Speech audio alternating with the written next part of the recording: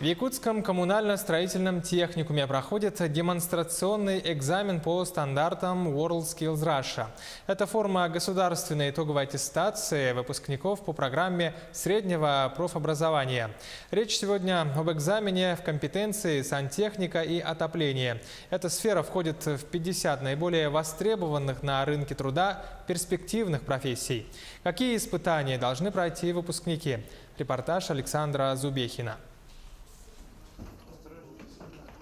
Итоговая аттестация по стандартам WorldSkills имеет особенности. В ходе экзамена происходит моделирование реальных производственных условий. Выполнение задания проходит независимую экспертную оценку, в том числе представителями предприятий. Уровень знаний определяется в соответствии с международными требованиями. Выдержан полностью инфраструктурный лист, полностью все материалы, все оборудование, все расходники. Имеются у нас рабочие места, которые ограждены линией красной.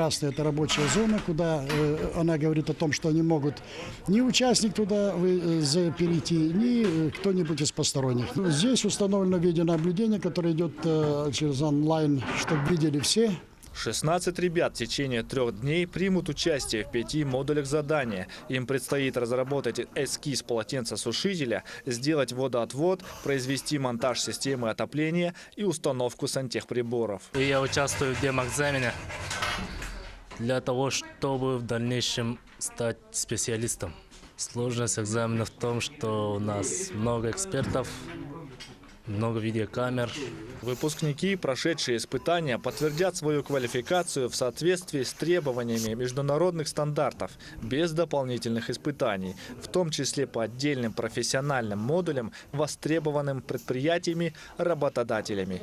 Могут получить предложение о трудоустройстве на этапе выпуска из техникума. Ребята уже получат специальность, получат диплом, и уже в дальнейшем на любую работу, которую их примут, они будут, можно сказать, квалифицированными специалистами.